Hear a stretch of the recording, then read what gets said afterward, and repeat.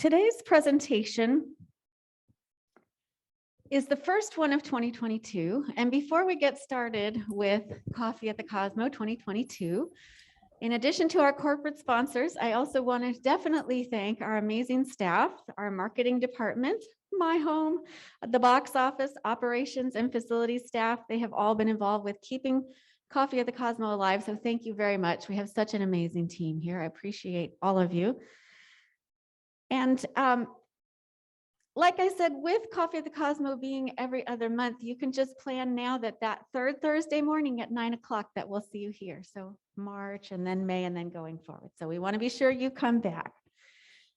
Mysteries and Marvels of Supermassive Black Holes is today's topic. Mysteries and Marvels of Supermassive Black Holes.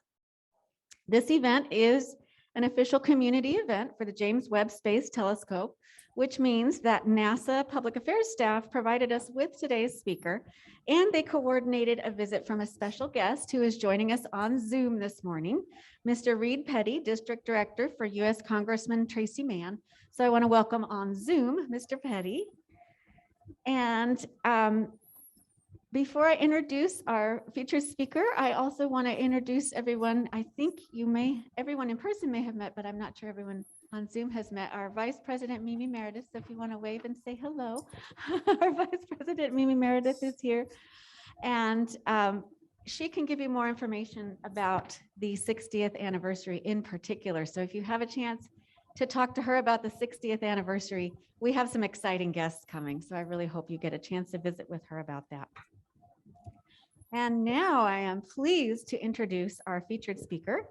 Dr. Jianwei Lyu is a research fellow with the Steward Observatory at the University of Arizona.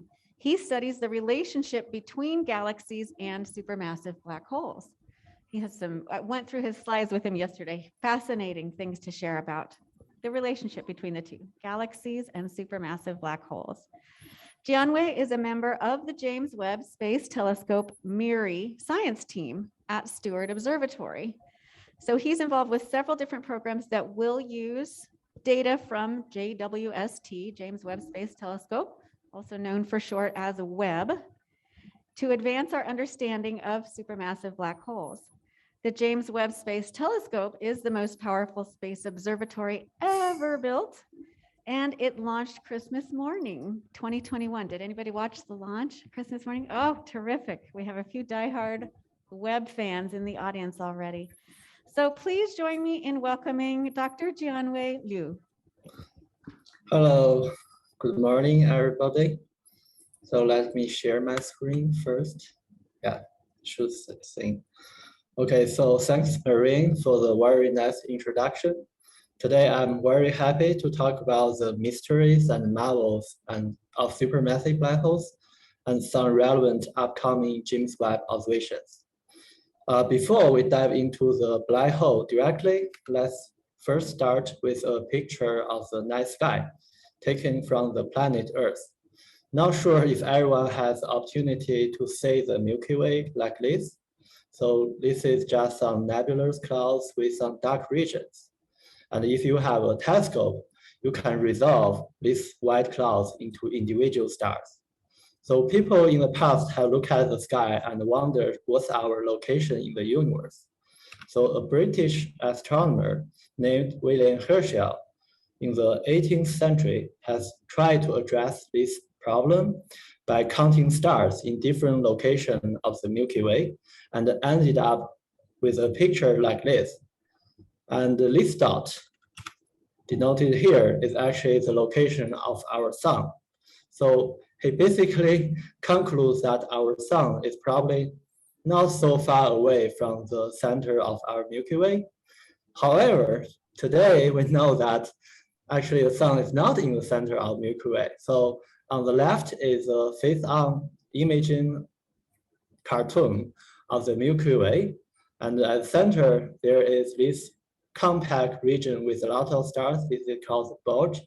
And in the outer part of the galaxy, there are a lot of spiral arms. And the sun is just within one spiral arm. And on the left is the edge arm of our Milky Way. It looks like a fried egg. So the center part is a bulge component. have a lot of stars, and the sun is located in the disk far away from the center.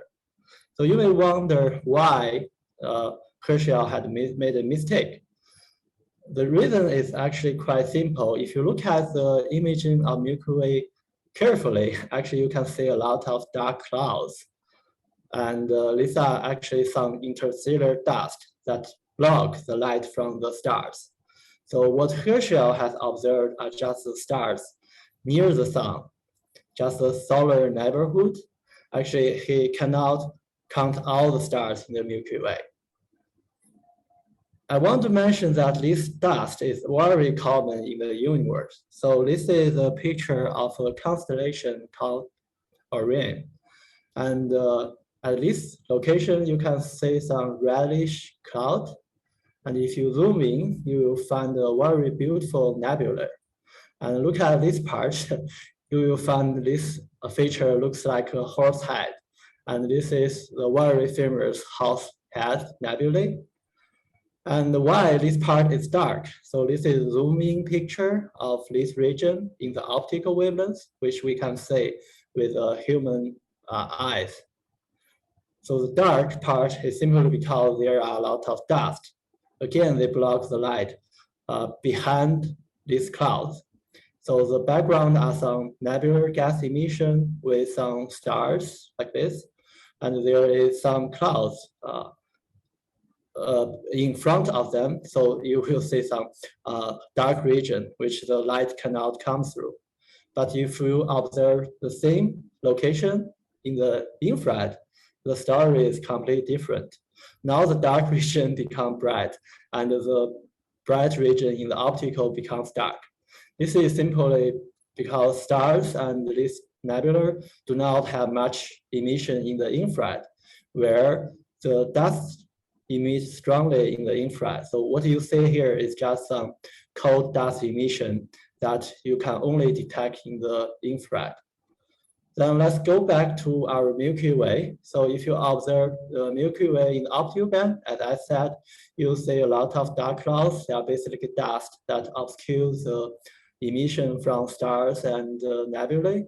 But if you observe at near infrared, I mean the wavelength is from 1 to 2.5 micron, you will see most of this dark cloud has gone away, and you will see some greenish, relatively bright clouds. There are still some dust, but the obscuration effect is much lower.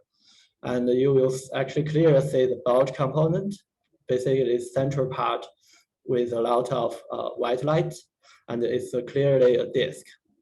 And if you observe the Milky Way in even longer wavelengths, I mean the mid-infrared from 3 to 8 micron, you will find something very different.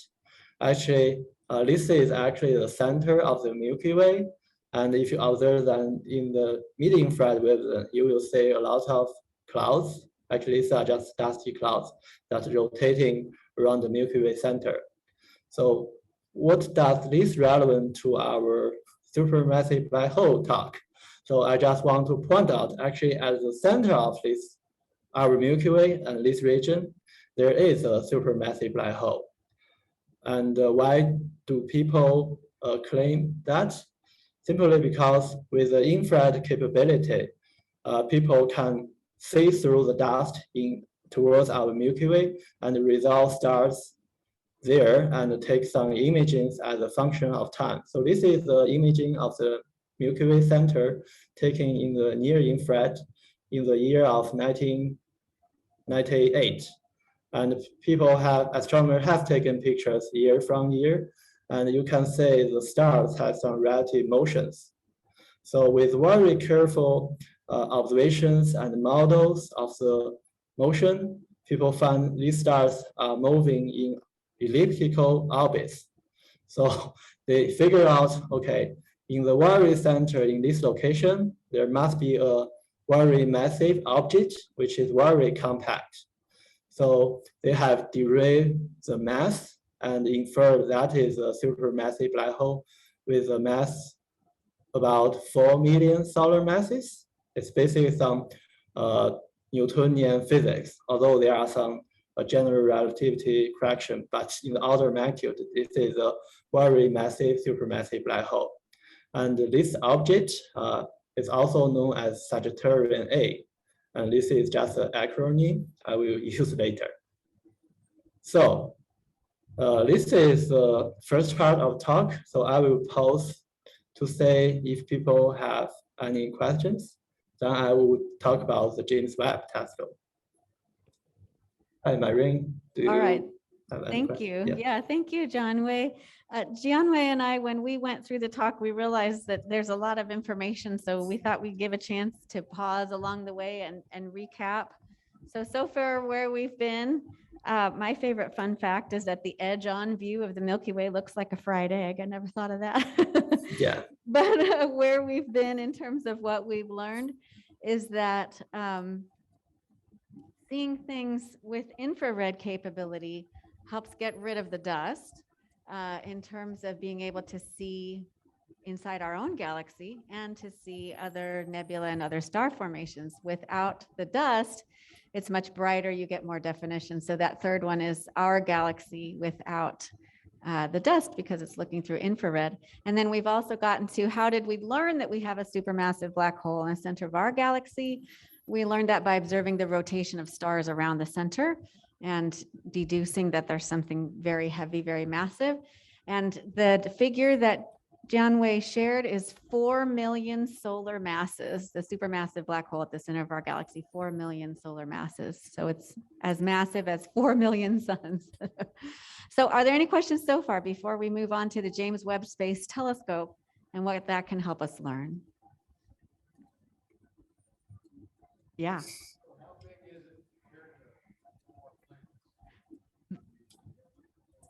The supermassive black hole. Okay, so Jianwei, the question is, how big is the supermassive black hole at the center of our galaxy relative to one of our planets?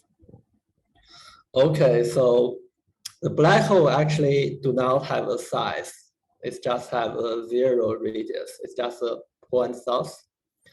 And there is something called event horizon, where you cannot say anything. And some people think that's the size of the supermassive black hole. It's not correct. Right now, I do not have the exact value in mind, but it should be similar to our solar system, in the same order of magnitude. Yeah. So it's not the size of the event horizon or the diameter. The black hole itself do not have a size. It's just a single point. And for that, you would need a degree in astrophysics to understand. The black hole, you heard it here first. The black hole itself does not have a size. It's just a single point. Terrific. I love it. I love it already. Yes.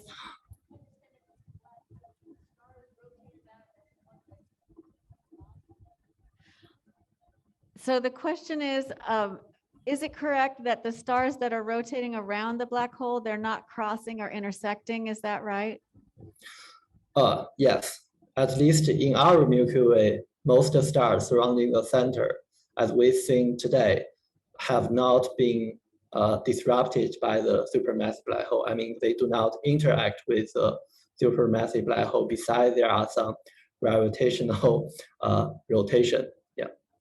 Yeah, interesting. So they're not interacting with it, just orbiting around it. All right, so great questions. Let's move on, and you can ask more questions as we go along. Okay. So then let's move on. What James Webb will observe a supermassive black hole. But before that, I want to give you some a brief introduction why there is James Webb. So let's first start. What is infrared? So James Webb is a telescope observing in the infrared wavelengths. And this is just some cartoon to show how the infrared light was discovered. So again, this is astronomer William Herschel. So in the year of, someday in the 18th century, he is doing an experiment. So what he done is using a prism to disperse light from the sun. So you know that the sunlight is white, and if you have prism, it can be break into colorful light from purple to red. And Herschel had put a temperature bolometer here. I mean that at a wavelength longer than the red light, he found that the temperature will rise quickly. So this is just some energy that you cannot see. It's not some light typically people can see in the audio band, but it carries a lot of thermal energy. So people gave this light its name called infrared light. And this is some pictures. I mean, the picture on the left, this is a person seeing in the mid-infrared wavelength around 10 micron. And above it is an optical image. So you can say this person has carried a black plastic and they use that to cover his arm. And in the mid-infrared, actually you can easily see through this plastic, okay? So basically it tells you that the infrared light has the power to see through many obscuring components. And if you want to learn more, you can check out this link and all these figures coming from this website. So why we need to put James Webb into space? A simple reason is that the Earth is a strong emitter in the infrared. So for example, as shown in this picture, here, this human and most humans have a body temperature about 37 centigrade, and the emission is mostly strong at 10 micron. So once the object has that level of temperature, it will become a strong emitter in the infrared. For our atmosphere, the temperature is similar. So the atmosphere itself is a strong emitter in the mid-infrared. So if you put a telescope on the ground or near the Earth's orbit, you will get a lot of light directly from the Earth's atmosphere. So it's very hard to see some faint signal, I mean, in the infrared wavelength from some very distant gases. So that's why we have to put James Webb Telescope far away from our sun, from our Earth, sorry, yeah. And another reason is the Earth's atmosphere is not totally transparent for some infrared light. So you have to get rid of the Earth's atmosphere for this reason. So this is just some very basic facts about the James Webb Telescope. So this is the largest telescope ever put in space. It has a diameter about its mirror about like 6.5 meters. It's about 100 times more powerful than the Hubble Space Telescope. It orbits the sun at 1.5 million kilometers, and it's like 1 million miles away from the Earth. That's the distance almost 4 times of the moon.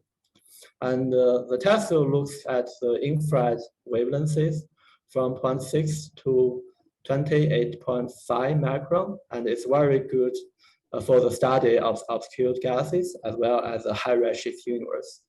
And it will observe a lot of different targets ranging from the planet in our own solar system to the most distant galaxy, including most distant active supermassive black holes when the universe is very, very early. So these are just some pictures. So how would you put a telescope in space? They are basically just like 4 steps or 3 steps. So first pack it and put them into a rocket and let it fly. Then suddenly the telescope can do the work. Okay, this is very simplified. People have spent around 30 years to accomplish this. So regarding the instrument on James Webb, so at the back of this mirror, there are 4 instruments, and this plot shows the wavelength of all these instrument works at. So depending on the wavelength, we can divide infrared into the near infrared.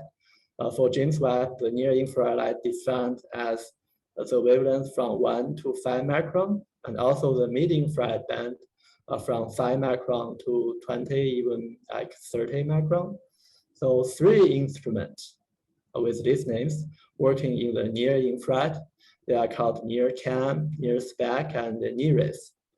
And in the mid-infrared, there is one instrument called MIRI.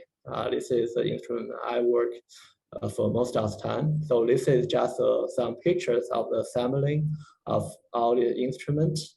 And all these 4 instruments, or most of them, have a lot of different observing modes. So to put into some very common language, it has the capabilities to take pictures of your science target, like a camera. It also can break the light into different wavelengths to get a spectrum. This is also called the spectrosgraph. So you can learn a lot about like the mental components, like the motion of the stars or the gases, from analyzing the spectrum carefully. And the third observing capability is called coronagraph. So basically, if you have a very bright source in the center, and you can use some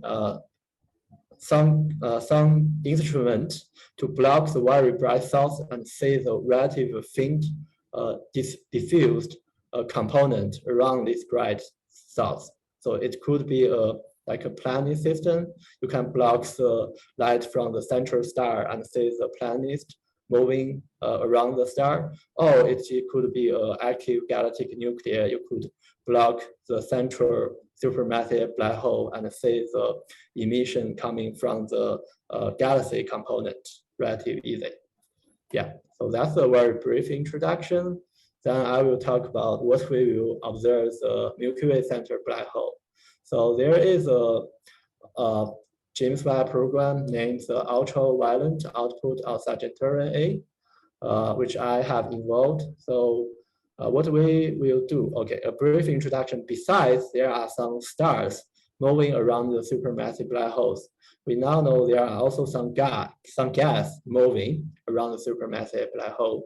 And on the left, it's a simulated imaging about various components around our Milky Way center black hole Sagittarius A. So the different color represents different wavelengths. So basically, you can see a lot of jets coming from the supermassive black holes, and also a lot of gas rotating.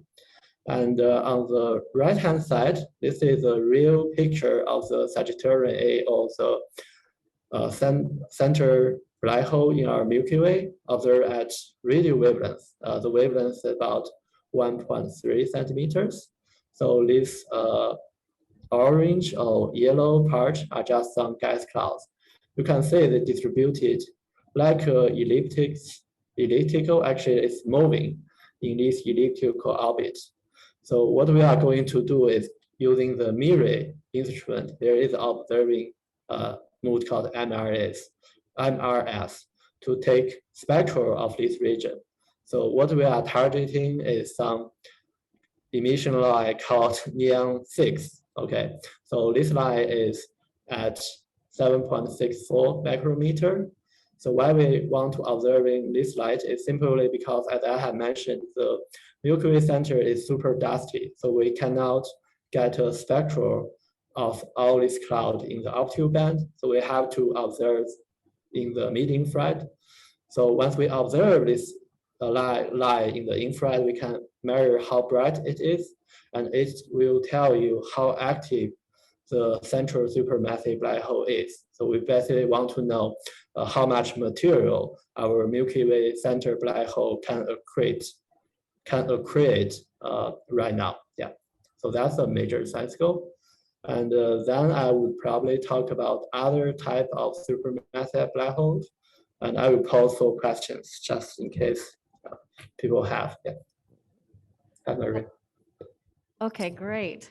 So where we've been now is that the mid-infrared capability is so powerful, it can see straight through a plastic bag to see your arm.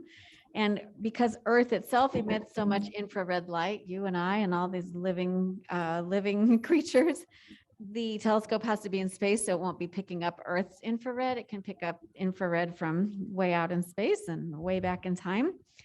And the obscured objects and the obscured gases, the gas clouds that the dust was hiding will now be visible with James Webb, which was, I'm glad you pointed this out, Jianwei, 30 years in the making.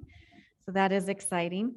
It has 4 instruments, 3 that work in near infrared, 1 instrument that works in mid infrared. That's the MIRI. That's the one that we are so thrilled to get an insider view on one of the studies. That's what this slide is here. One of the studies using the MIRI instrument, using the mid infrared. And that particular study is looking to see how active is the supermassive black hole in our galaxy. How much is it emitting? And particularly looking at that neon 6 line to see how much is it emitting, being able to see through the dust into those orbiting gas clouds. So this is great. This is like a sneak peek inside some of the real science. So questions before we move on? Yeah, go ahead. Supermassive black hole, is that there at the inception of the Milky Way galaxy, or did it form later? Oh, Jianwei, you're going to love this one. Mhm. Did the supermassive black hole at the center of our galaxy originate at the same time as our galaxy, or did it come after the galaxy was formed? Yeah, okay. I don't know the answer, but it's a puzzle in most astronomers' mind. And people have debated like what's the origin of first supermassive black hole and when the first galaxy has formed. We do not know the answer yet. Maybe James Webb will finally got the constraint. Right now, we just do not know. Yeah. Wonderful. That's so exciting. It's a true chicken and egg. We don't know which came first, the black hole or the galaxy. And as Jianwei said, we're hoping James Webb shed some light on that. It's such a great question. And you're asking the same questions the professionals are asking. So the black hole is microscopic pinpoint, but the event horizon is enormous then? Am I picking that up? So is it true that the event horizon has a diameter, even if the black hole doesn't have a diameter? Yeah, okay. The black hole, yes. Physically, you do not, you cannot measure its size. The event horizon is defined as the radius once you have some light pass through the black hole. If the light is too close to the black hole, it will never come out. So that's why you see it like a hole. But just physically, the black hole do not have any structures, I mean physical structures at some diameter. It's simply because there is a region called event horizon that you do not see any light coming out. So that's what we define the diameter of event horizon. But you cannot say the event horizon is I would say, so that does not equal to the black hole. You can define it as a sphere of influence or the gravitational radius or some radius of the gravitational force, which is too strong to allow any light to go out. That's the definition of event horizon. So, All right, yeah. thank you. So there is a physical radius of where light is disappearing, and that's known as the event horizon, and that does have a physical size, whereas the black hole itself cannot be measured. So keep those questions. We'll have more time for questions as we move along. Let's go ahead. Thank you so much, Jianwei. Let's keep going. Yeah, so we just talked about the supermassive black hole in our Milky Way center. So let's go to talk about some other favors of supermassive black hole. So very generally speaking, the black hole can be classified into 2 major categories. The first is quiescent black holes. And many years ago, people have think that Milky Way center is a quiescent supermassive black hole, but it turned out not. At least it has some moderate activity. So in this type of quiescent black hole, this object do not interact with its surrounding environment much. Besides, it can bend the light. So what you have seen in some science movie, sci-fi movie like the Interstellar, there is a simulated picture of supermassive black hole. You can see it's pretty bright, and most of this light coming from the stellar light that has passing through or passing near the event horizon telescope. Oh, not event horizon of the supermassive black hole. So that you can see a ring here. And I remember it probably like 2 years ago. Yeah, 3 years ago. I can't remember exactly. So astronomers or humans on the Earth has finally got a direct picture of the event horizon of the supermassive black hole in a galaxy called M87. So it is a result combining all the major radio telescopes. They finally got a picture like this. So again, you can say the event horizon is as ring-like. It's simply because when the light comes near the supermassive black hole, the supermassive black hole has the gravitational forces that bend the light. So yeah, you will see some light that concentrated or surrounding the event horizon like this. And this is the first type. And another type is called active black holes. Different in contrast with these quiescent black holes, these active black holes have a lot of gas surrounding it. And the black hole will accrete the gas and emit a lot of energy from the X-ray to the radio wavelengths. And typically they are very, very bright. And you can easily see with a small telescope. So this is an imaging of a galaxy called NGC 4151. At the very center, as my mouse is pointing right now, there is very bright point source. It's actually active galactic nuclear or active supermassive black hole in the center of the galaxy. It is very bright. So we see them as a point source. There are some other extreme cases. The accreting supermassive black hole is so bright, or the agent is so bright, you can hardly see the galaxy component. And this is what we call as a quasar. That means a quasar stellar object, simply because they look like a point-like stars on the sky. So yeah, this is some different flavors.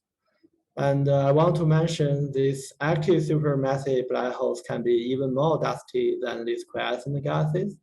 So this is a cartoon based on our current observations or understanding about the structures near the near active supermassive black holes. So at the center, there is a black hole, which is too small to see, and surrounding it is a accretion disk, emit a lot of energy. And surrounding it has this optically thin dust cloud. So once you observe the object from the edge-on point of view, the emission from the accretion disk or the accreting supermassive black hole would be totally blocked. So you won't see the black hole easily, but if you are observing the object from the face-on point of view in this direction, you can see the active supermassive black hole relatively easily. And I want to mention this is just some very naive, simple picture, and people have wondered there is any evolution and have carried out some simulations. So I will play this video. So one popular scenario is that people think many galaxies would merge. So here shows the interaction of two galaxies. So when these two galaxies coming very close to each other, it will have some gravitational pulls to disturb the galaxy structure and form a lot of spiral arms like this and tidal disruption features. And at the center of each galaxy, at some time, it will trigger the black hole accretion. So the quiescent black hole will become an active black hole and emit a lot of energy, giving some feedback of the gases. And with the evolution of the galaxy, it could be very dusty. And finally, probably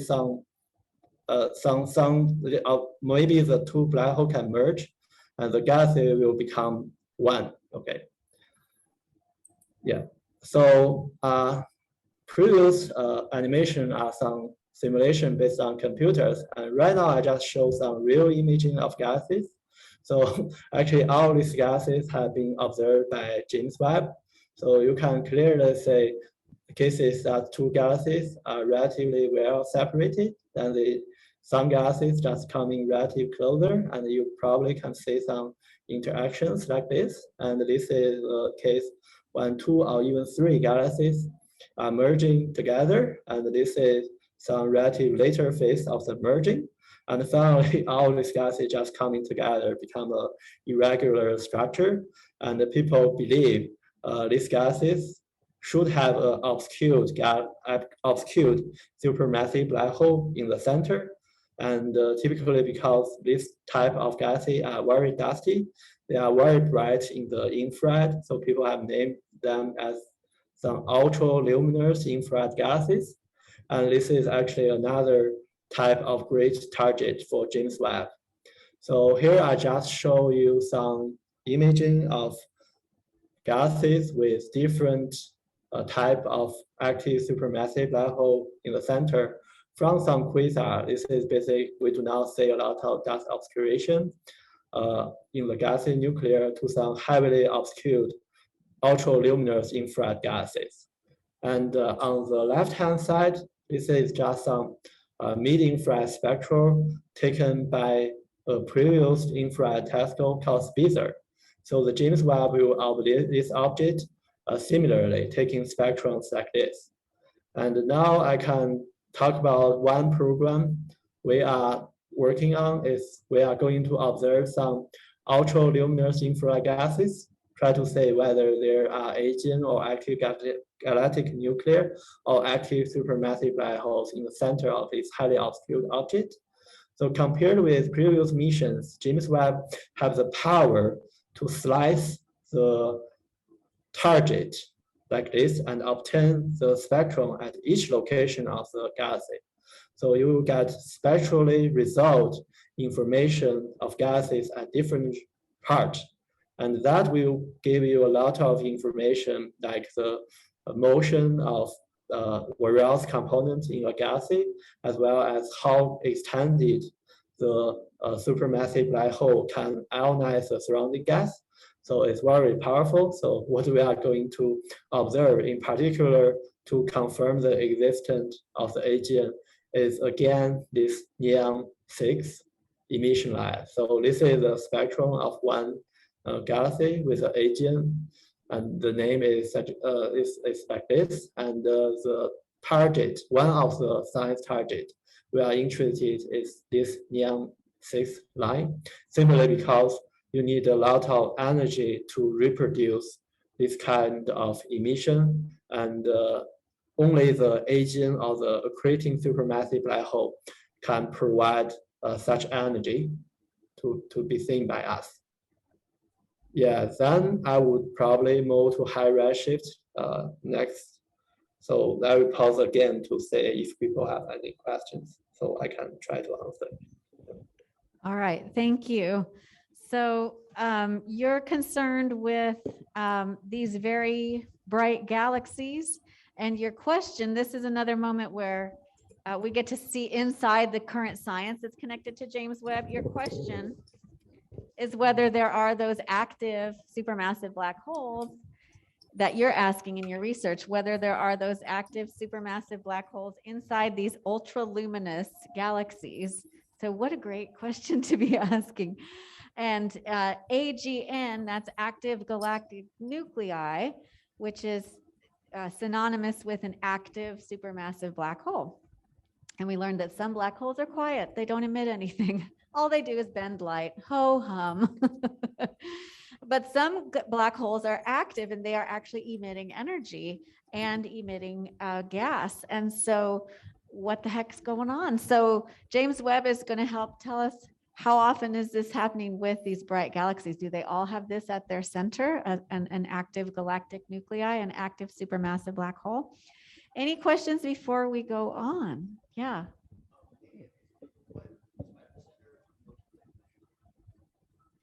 So we're confirming at the center of our Milky Way, that's an active supermassive black hole. Is that right, Jianwei? It's not a quiescent. Yeah, okay. So there is actually probably no absolute quiescent supermassive black hole. So in astronomy, active supermassive black hole has a luminosity cut. So typically, in my opinion, is if the AGN is brighter than 10 to the 8, solar luminosity. People typically will call that as the active galactic nucleus. And if the agent, although it has some moderate or very low accretion, people will not call it as agent, but it's not totally quiescent. And actually, I do not have, I think people have no idea what's the total brightness of our Milky Way center, the relative active supermassive black hole is, but I don't think it will meet the criterion of a typical agent. You don't, the one in our Milky Way would not meet the criteria? Yeah. Oh, Yeah. okay, so it would But not you be- cannot call it a quiescent supermassive black hole. I mean, the absolute sense of a quiescent is not like that. Okay, so would you call it, I'm sorry, just to clarify, ours, would you call it active or quiescent? Well, more or less quiescent. So there More or is a less. wide spectral, Okay, and the Milky Way center black hole is located towards the quiescent black hole location. but I see you're saying more or less Yeah. because there are still some emissions. Is that why you're saying that? Yeah. Okay. It's very weak. It's very Okay, weak. so ours at the center of our galaxy has some weak emissions, so it's not 100% quiescent, but it doesn't meet the threshold of activity to be called an active galactic nuclei. Great question. Yeah, one reason we do not know the answer about how bright it is simply there are a lot of dust obscuring the Milky Way center. So we cannot measure light there. So that's why we need James Webb to measure the emission light in the medium flight to give constraint on how bright the center black hole accretion is. So that's Okay. actually the science drive of our program. Yeah. That's a great point. We don't know how bright it really is because of all the dust. James Webb will help us know how bright the black hole at the center of our galaxy or the accretion disk around it really is. Great answer. Okay, let's go on. Keep those questions. We'll have another chance for questions at the end. Let's go on. Thanks, Jianwei. Okay, then let's finally talk about high redshift universe. So this is a picture made in like 10 years ago. At that time, Hubble is the primary instrument to see the early universe. So it has a history. People in the past, in the 1990s, have used some very big ground-based observatory or telescope in the 10 meters something to see the very early universe. So as this axis indicates, at that time, people can only see galaxies when the universe is about 6 billion years. So that's about half of the age of universe. So with the launch of Hubble Space Telescope, if you just increase the observing time, just taking a picture at some location of sky with a longer and longer exposure time, you can see the signal from galaxies when the universe about, I would say it's like 500 million years, something like that. I forgot to mention that the current age of the universe is about 13.8 billion years old. Okay, just give you a number.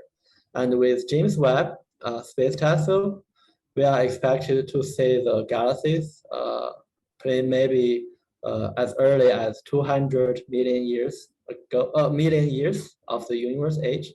So this is probably like 1.3 or 1.4% of the universe age. So that's pretty early. So you just imagine if you want to know a person which have a total lifetime of like 138 years, you want to know how old it is, how this person looks like when he's 2 years old. Definitely you will find many things interesting. And happily I can just change the annotation here. So right now we have the James Webb Telescope family in space. And very soon we will say that the Webb and Hubble Space Telescope, both of them are proving the early universe. Okay. So to give you a sense how interesting the high redshift universe, here is a picture called Hubble Ultra Deep Field. So the size of these pictures, I mean the angular size of these pictures, is just about 1/10 of the size of the moon. And this picture is observed in the near-infrared wavelengths by Hubble Space Telescope with a total exposure time about 15 days. So basically, the telescope is pointing the location continuously, or they just observe this region of sky repeatedly, and the total time is about 15 days. That's a lot of time and very expensive. And in these single pictures, it contains around 10,000 galaxies. And as I have mentioned, the Hubble Space Telescope, so somewhere in this imaging, there are the most distant galaxies we have seen so far. So the universe then is about 400 million years old. That's about 3% of the current age. And according to our current understanding or current speculation, most, if not all, of these galaxies in this picture should host a supermassive black hole in its center. But the problem is right now we just cannot tell. It's because either the supermassive black hole do not have active accretion, so they are not very bright, or the supermassive black hole are obscured. There are a lot of dust. We cannot see the emission even in the near-infrared wavelengths. So let's briefly talk about why we are interested in this kind of study. So people might know that the universe starts with a Big Bang. So at the very beginning, there are a lot of very energetic atoms. So it's just on random motion, do not have any structures. And later, when the universe begins to expand, it will begin to cool down, and finally they could form some stars or some gas clouds.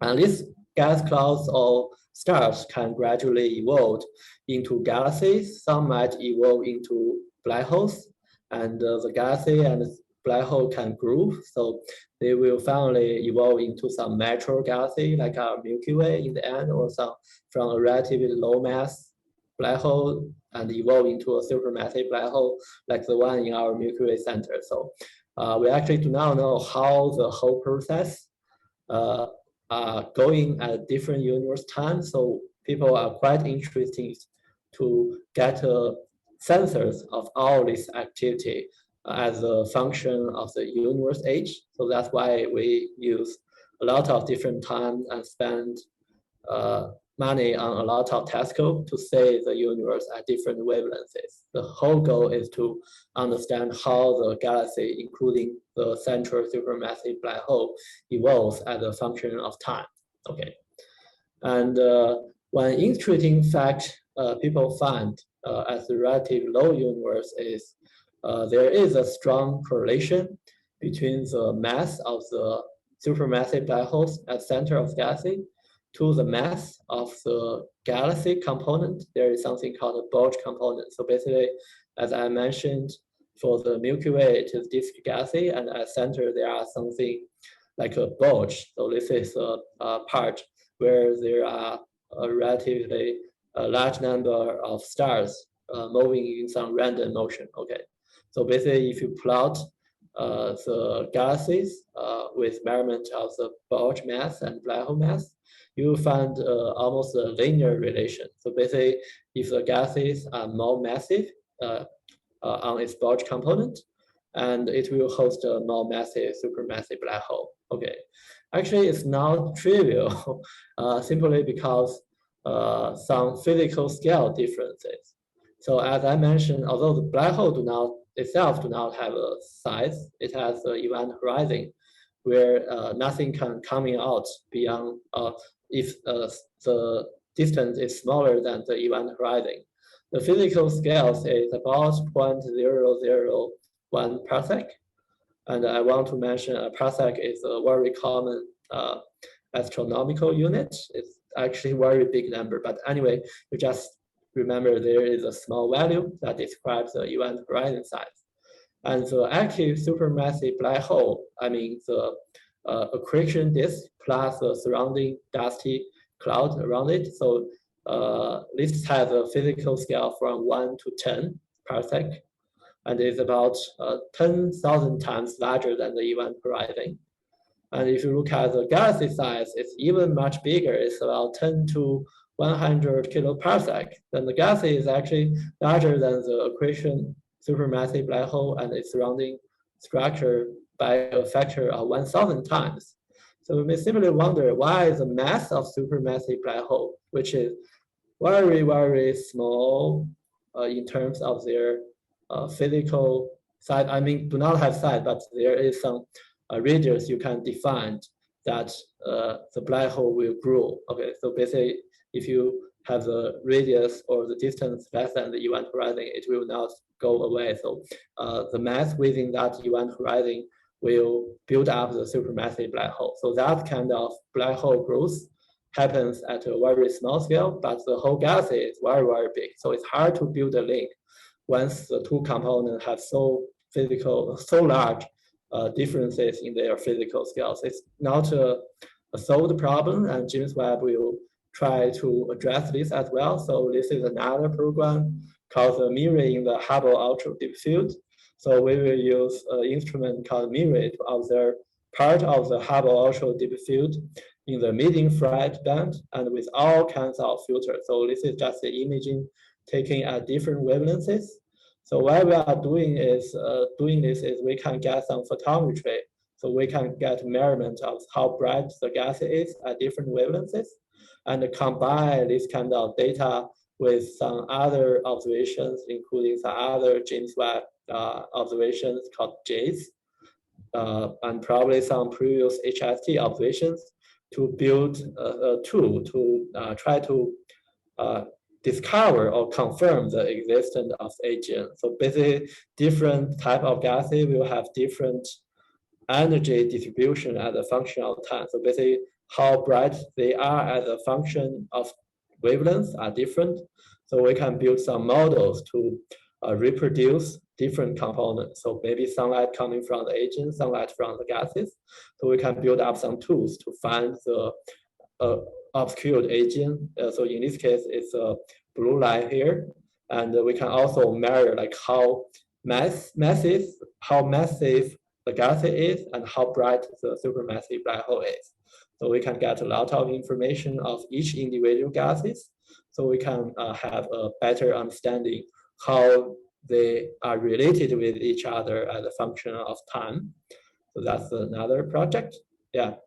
And this is all the science talk. And the final slide, I will just talk about what's coming next for the James Webb Space Telescope.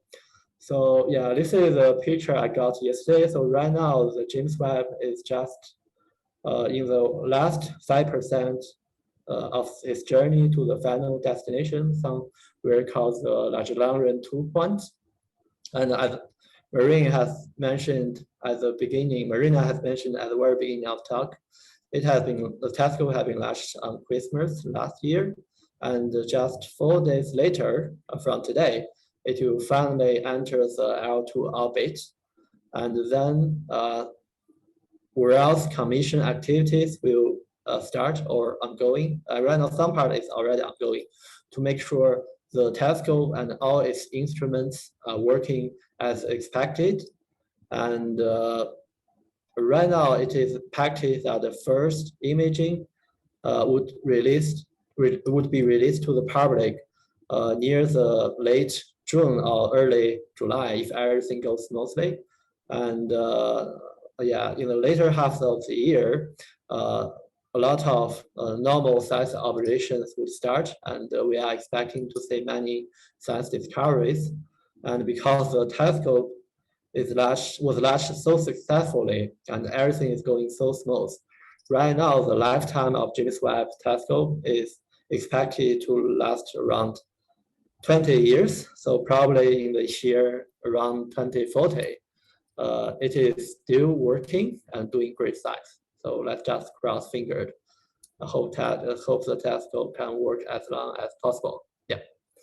That is the end of my presentation, and I will just take whatever questions people have. Yeah. Thank you very much. All right. Thank you so much, Jianwei.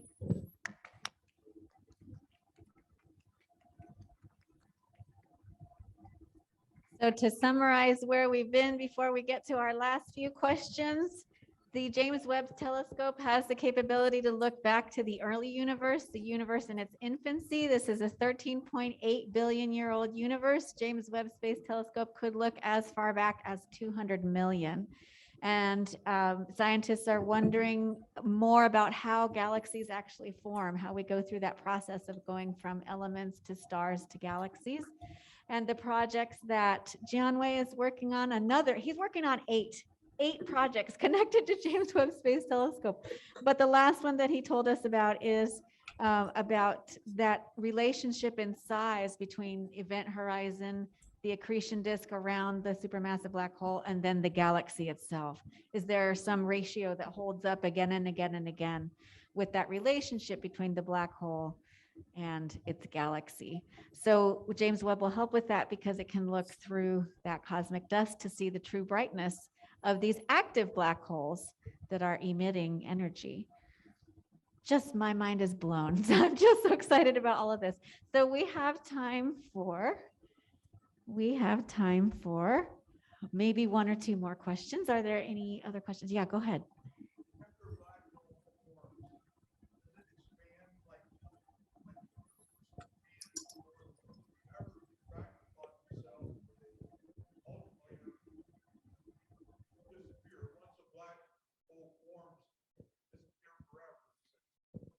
Okay, so I think if you want to take your screen share off, Jianwei, we can, this is a general black hole question for you. Great. Okay. Okay, thank you. So can a black hole disappear, or once it forms, is it there forever? Does it ever expand? Does it ever contract or collapse or disappear? Or does it just, once it exists, it exists? Okay, I would say as an observer, I do not observe any strong evolution or evidence that one black hole has disappeared. But according to some theoretical physics, there is something called white hole.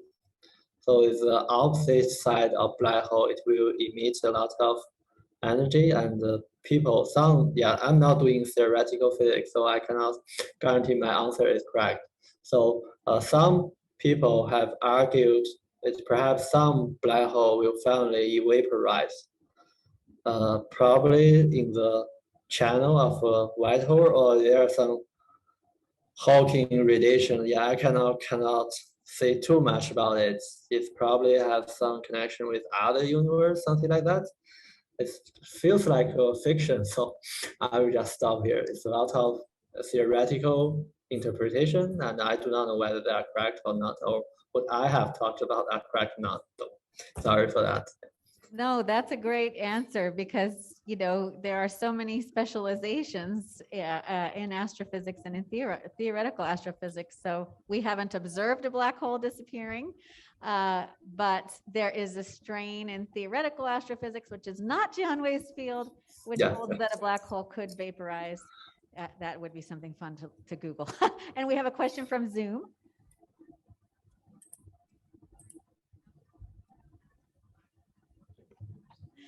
I love this one. How long could somebody survive if they fell into a supermassive black hole? Okay, I don't think you can survive even you come near the supermassive black hole. You didn't enter the event horizon. So basically because the black hole have a lot of gravitational forces.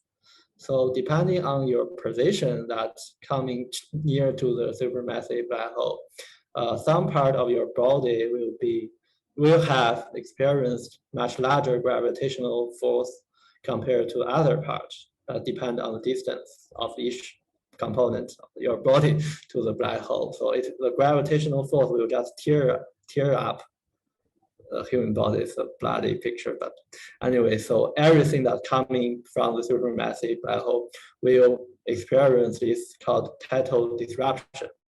So basically, it's because once it has the physical sizes, the different location will experience different relative strengths of the gravitational force. It will just tear up any objects that's coming nearby. So the gravity would just tear you up even as you approach the event horizon. Sorry. We have one more on Zoom and one more on here. Go ahead. And Why is it that the last graph, a lot of graphs that go up to 20 billion, and is the universe expanding faster than the speed of light, or did it expand faster in the past? Why would that graph go all the way up? if you could just bring, Jianwei, this is a question about your last image that showed different ages of the universe on the bottom axis. Okay, okay. If you don't Let mind. me share my Okay. screen quickly. All righty, thank you. And we'll get to that one. And then let me get the Zoom question while you're pulling that up too, so that we can keep them. Is this slide or this one? It's the one with the orange arrows. There were several of them. The one with orange arrows. Orange, orange, this one, or not? I think it's before that Orange. Orange, one. This one? This one. this one? Yeah, so Oh, this okay. was just a miss. We were looking at 200 million as the youngest age James Webb can see, and up to the present here, 13.8 billion. All righty, good. That's a good clarification. And one last question from our Zoom viewers. Thank you for joining us, Zoom viewers.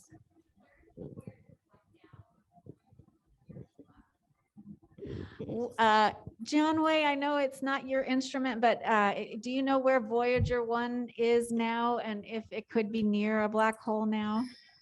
Okay, yeah, I have known this Voyager 1 since childhood, so I'm quite interested in its status. Yeah, so what I know is it's almost past the solar system. So this has some issue to do with the definition of the size of our solar system.